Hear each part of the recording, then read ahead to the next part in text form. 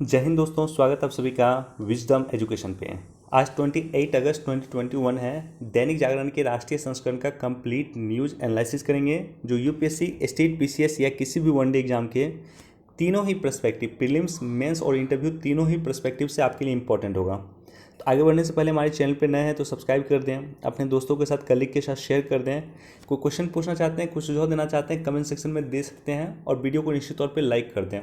और साथ ही साथ दैनिक जागरण के राष्ट्रीय संस्करण का पीडीएफ मैं डेली अपने टेलीग्राम चैनल पे प्रोवाइड कर देता हूँ। विजडम एजुकेशन के नाम से ही हमारा टेलीग्राम चैनल है। आप टेलीग्राम पे जाओ, विजडम एजुकेशन सर्च करना, हमारा लोगो आपको दिख जाएगा और उसे ज्वाइन कर लेना। प्रत्येक दिन मैं पीडीएफ प्रोवाइड कर देता हूँ या कोई इंपॉर्टेंट इन्फॉर्मेशन होता है तो मैं वहाँ पर प्रोवाइड कर देता हूँ आपके लिए। फर्स्ट पेज पे एज सच कोई इंपॉर्टेंट न्यूज़ यहाँ पे दिख नहीं रहा है, एक बार इसको पढ़ सकते हैं। बहुत ज़्यादा इंपॉर्टेंट न्यूज़ तो दिख नहीं रहा है यहाँ पे। इस न्यूज़ को एक बार पढ़ सकते हैं, ये इंपॉर्टेंट है फर्स्ट पेज का। और ये न्यूज़ इंपॉर्टेंट क्यों है? क्योंकि 27 जून को जम्मू के एयरबेस पे ड्रोन से अटैक किया गया था और ये अंदेशा लगाया गया था कि ये अटैक पाकिस्तान की तरफ से किया गया।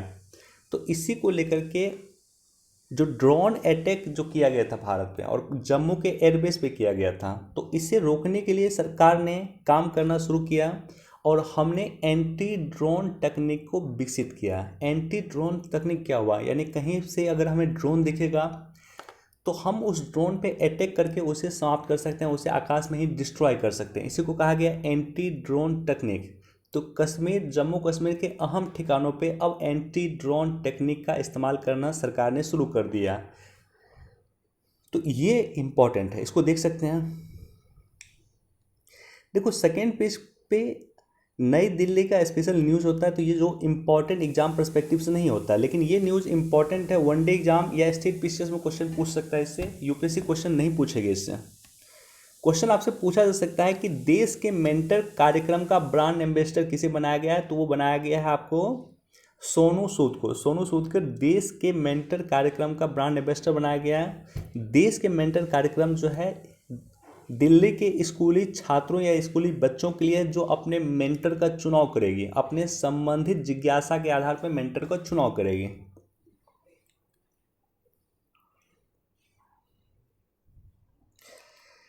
थर्ड पेज पे ये न्यूज़ काफ़ी इंपॉर्टेंट है। 2019-20 में राजनीतिक पार्टियों ने चुनावी बॉन्ड से जुटाए 3429 करोड़ रुपया।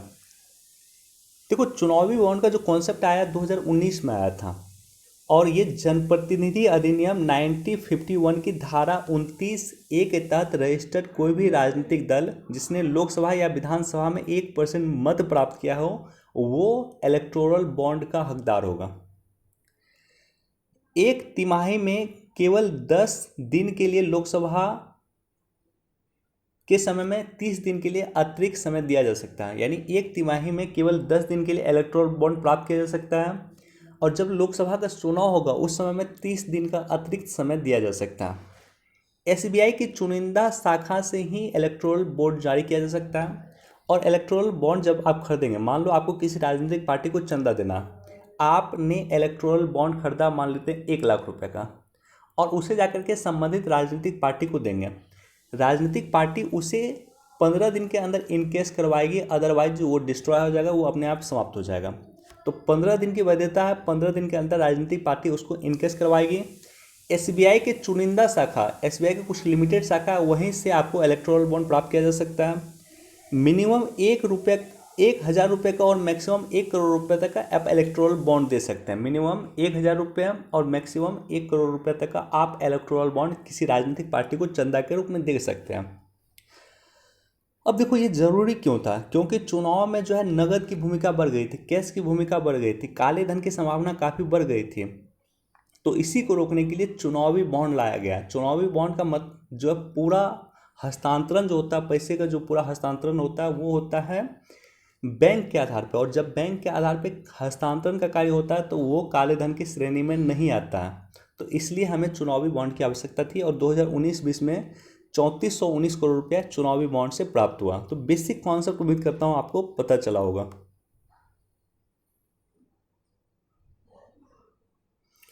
एक बार इसको भी आप लोग देख लेना।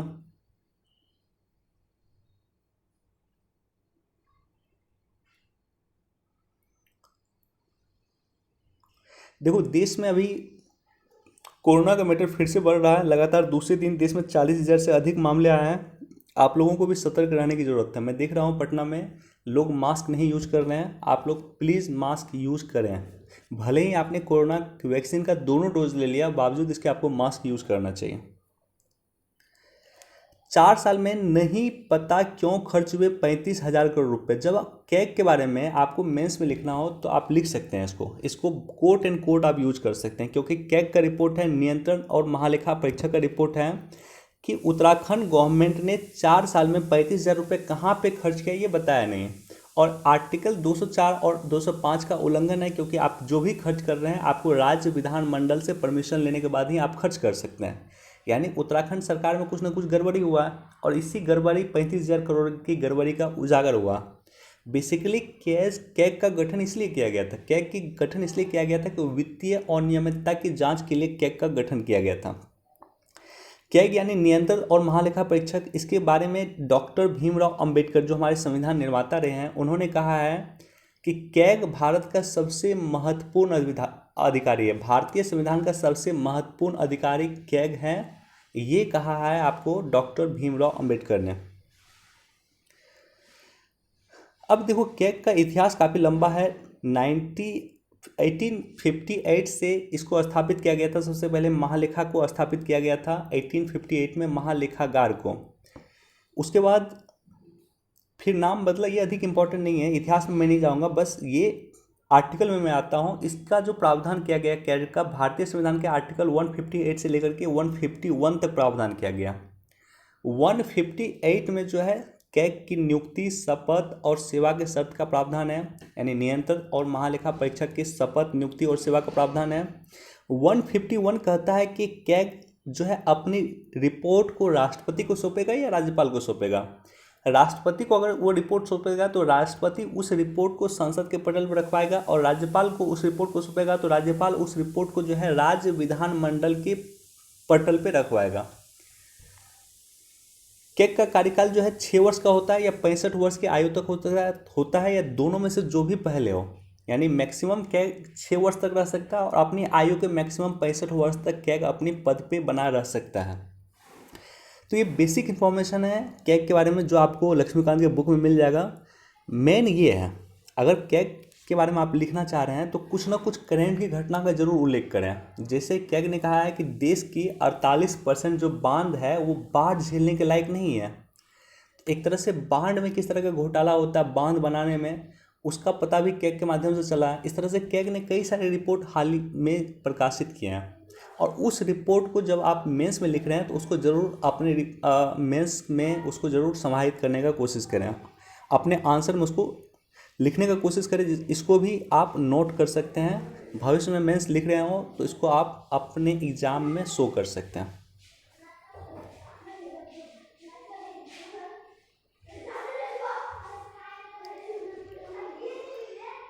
एक बार इसको देख सकते हैं। संयुक्त राष्ट्र सुरक्षा परिषद में भारत ने कहा है कि आतंकवाद के खिलाफ एकजुट हो दुनिया। याद रहे कि अगस्त 2021 में संयुक्त राष्ट्र सुरक्षा परिषद की अध्यक्षता भारत कर रहा है। वर्तमान में भारत कर रहा है यूनाइटेड नेशन सिक्योरिटी काउंसिल की अध्यक्षता, और भारत ने कहा है कि अफगानिस्तान में जिस तरह से आतंकवादी घटना बढ़ रहा है तो आवश्यकता इस बात की है कि आतंकवाद को लेकर के पूरी दुनिया एक हो। अब देखो ये समझना होगा, ये न्यूज़ आपको, रऊफ असगर की मुल्ला बरादर से मुलाकात। रऊफ असगर कौन है? रऊफ असगर आपको मसूद अजहर का भाई है। देखो मसूद अजहर का भाई है, ये मुलाकात कर रहा है जो तालिबान का प्रमुख है उससे मुलाकात कर रहा है। मसूद अजहर कौन है? मसूद अजहर वही व्यक्ति है जो 1996 से लेकर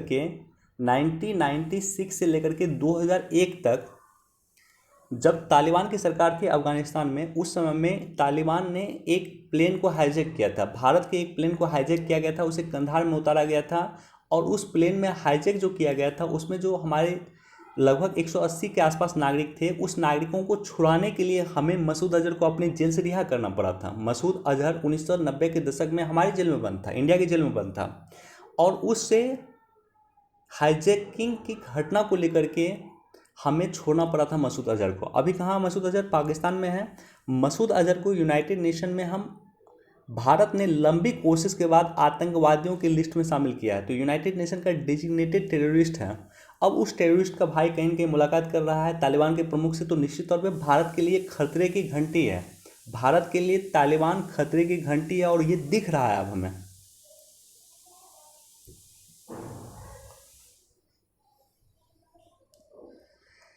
संपत्ति मौद्रीकरण योजना का महत्व देखो, एक योजना आई थी, सरकार लाई थी कुछ दिन पहले, आज से 3-4 दिन पहले, नेशनल मोनेटाइजेशन पाइपलाइन। इस योजना को लेकर के देश भर में कई सारे विभ्रांतियां हैं, कई सारे मिसअंडरस्टैंडिंग है। इंडिया ऑन सेल ट्विटर पे मैं देख रहा था, ट्रेंड कर रहा था। सबसे पहले तो ये समझो, आपकी सरकारी कंपनियों का जो शेयर बेचने की घटना है, सरकारी कंपनियों में सरकार अपनी भागीदारी कम कर रही है, और ये आज से नहीं कर रही है। जब हम एलपीजी लाए थे 1991 में, 1991 में नई आर्थिक नीति लाए थे, तो उसका 3 पार्ट था: लिबरलाइजेशन, प्राइवेटाइजेशन और ग्लोबलाइजेशन। प्राइवेटाइजेशन का मतलब ये होता है कि हम प्राइवेट करेंगे, हम गवर्नमेंट की संपत्ति को कम करेंगे, गवर्नमेंट की हिस्सेदारी को प्राइवेट कंपनी से कम सरकारी कंपनी से कम करेंगे और उसे प्राइवेट करेंगे। तो ये हमारा आज का कॉन्सेप्ट नहीं है। कोई भी सरकार केंद्र में रहेगी तो वो प्राइवेटाइजेशन करेगी ही करेगी, क्योंकि नई आर्थिक नीति 1991 में हमने इसकी घोषणा किया था। क्योंकि इससे पहले हमारी इकोनॉमिक कंडीशन बहुत अच्छा नहीं था। ऐसा नहीं था कि 1991 से पहले भारत की इकोनॉमिक कंडीशन बहुत अच्छा था, जबकि 1991 के बाद भारत की औद्योगिक कंडीशन या भारत की इकोनॉमिक कंडीशन काफ़ी अच्छी हुई है, काफ़ी इंप्रूव हुई है। तो ये तो फैक्ट है। अब देखो, नेशनल मोनेटाइजेशन पाइपलाइन का बेसिक कॉन्सेप्ट आपको समझना चाहिए। डिटेल से एनालिसिस करूंगा कि किस तरह से ये विनिवेश से अलग है और किस तरह से ये निजीकरण से अलग है।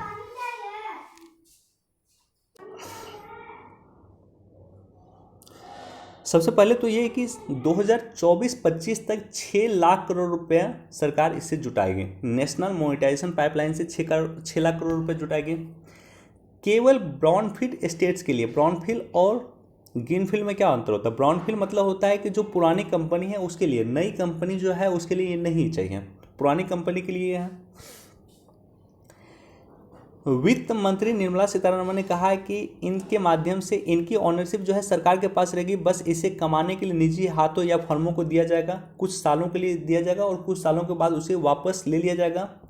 एक तरह से सरकार का कहना है कि ये कंपनी को बेच नहीं रही है, इस कंपनी को सरकार निजी कंपनी को लीज पे दे रही है, और लीज पे दे रही है, इसके बाद कुछ दिन के बाद जो है सरकार उस कंपनी को वापस ले लेगी। जैसे मान लो कोई ट्रेन है, उस ट्रेन को हम प्राइवेट कंपनी को बेच नहीं रहे हैं, इस ट्रेन को हम प्राइवेट कंपनी को 5 साल के लिए या 10 साल के लिए हम लीज पे दे रहे हैं, और बदले में ये प्राइवेट कंपनी जो है हमें पैसा देगी। तो हम बेच नहीं रहे हैं, हम लीज पे दे रहे हैं, ये कहना है सरकार का। हम बेच नहीं रहे हैं, हम लीज पे दे रहे हैं।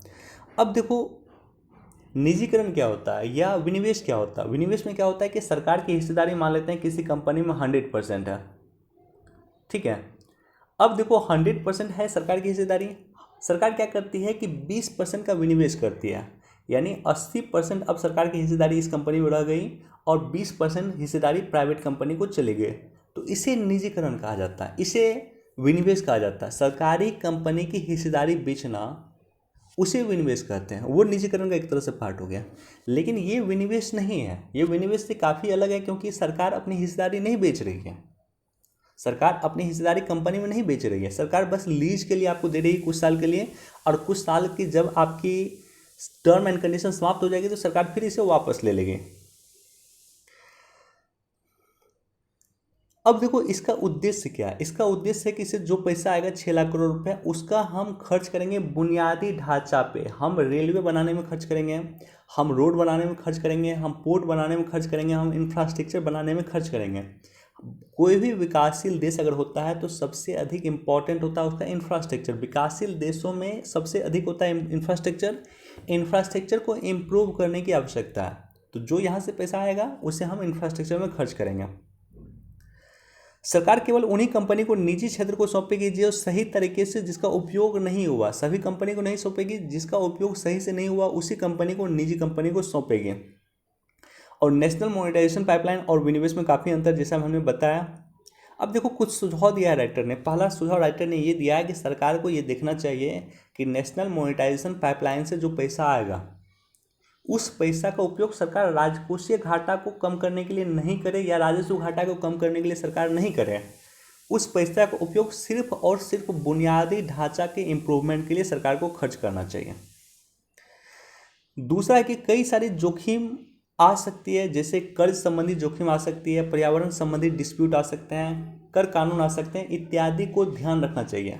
अगर हम नेशनल मोनेटाइजेशन पाइपलाइन इंप्लीमेंट कर रहे हैं तो वहाँ पे पर्यावरण संबंधित कोई डिस्प्यूट ना हो, कर संबंधित कोई डिस्प्यूट ना हो या कर्ज संबंधित कोई डिस्प्यूट ना हो, इसको लेकर के सरकार को ध्यान रखना चाहिए। तो उम्मीद करता हूँ बेसिक कॉन्सेप्ट आपको निजीकरण या निजीकरण या विनिवेश का और नेशनल मोनेटाइजेशन पाइपलाइन का आपको समझ में आ गया होगा कि नेशनल मोनेटाइजेशन पाइपलाइन कहीं से भी विनिवेश का पार्ट नहीं है, जहाँ पे सरकार सिर्फ लीज पे दे रही है, सरकार बेच नहीं रही है अपना शेयर। एक बार इसको भी देख सकते हैं, ऑलरेडी हमने बहुत बार डिस्कस किया राजनीतिक अपराधीकरण को लेकर के और काफ़ी इंपॉर्टेंट है, इसलिए इसको जरूर आप लोग अच्छे से पढ़ना।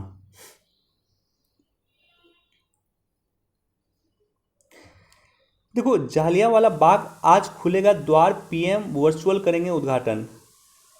बस एक फैक्ट मैं आपको बताता हूँ, जालियांवाला बाग घटना वो घटना थी जिसके बाद भारत की इतिहास पूरी तरह से चेंज हो गया। 13 अप्रैल 1919 का दिन जो है पूरे भारत का सबसे महत्वपूर्ण दिन था। जालियांवाला बाग घटना के बाद ही भारतीयों का सोच पूरी तरह से ब्रिटेन के प्रति चेंज हुआ। आप देखोगे गांधी जी जो है, गांधी जी अंग्रेजों का सहयोगी माना जाता था। गांधी जी ने प्रथम विश्व युद्ध के समय में अंग्रेजों का मदद किया था, भारतीयों से रिक्वेस्ट किया था कि आप अंग्रेजी सेना में शामिल होकर के अंग्रेजों का हेल्प करें, ये गांधी जी ने किया था। लेकिन 13 अप्रैल 1919 के बाद गांधी जी पूरी तरह से चेंज हुए। थोड़ा समय अगर इसके बारे में बताऊं आपको, चूंकि काफ़ी इंटरेस्टिंग है, आप देखोगे कि जालियांवाला बाग की जो घटना हुई थी 13 अप्रैल को, जालियांवाला बाग की घटना के इमीडिएट बाद गांधी जी ने कोई रिएक्ट नहीं किया था। गांधी जी ने इमीडिएट कोई रिएक्ट नहीं किया। गांधी जी से पहले अगर आप देखोगे 13 अप्रैल की घटना के बाद आपको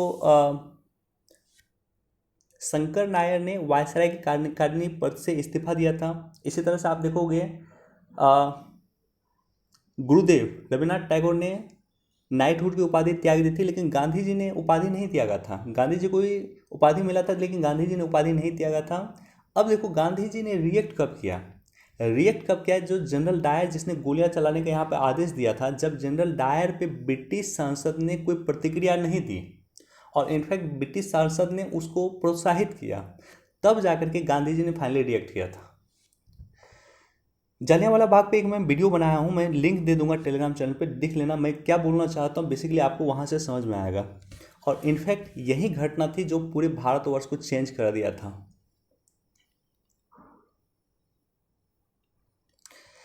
सस्ता बीमा पेंशन अगला लक्ष्य। देखो, पेंशन को कौन रेगुलेट करता है, तो पेंशन को बस रेगुलेट करता है, ये संस्था का नाम याद रख लेना, ये संस्था है PFRDA, pension fund regulatory development authority, PFRDA। 1 फरवरी 2014 को ये लागू हुआ था और इसका हेडक्वार्टर नई दिल्ली में है। वित्त मंत्रालय के तहत ये काम करता है, मिनिस्ट्री ऑफ फाइनेंस के तहत ये काम करता है। इसको एक बार देख सकते हैं, वर्ष के अंत तक ऑस्ट्रेलिया से मिनी ट्रेड डील संभव।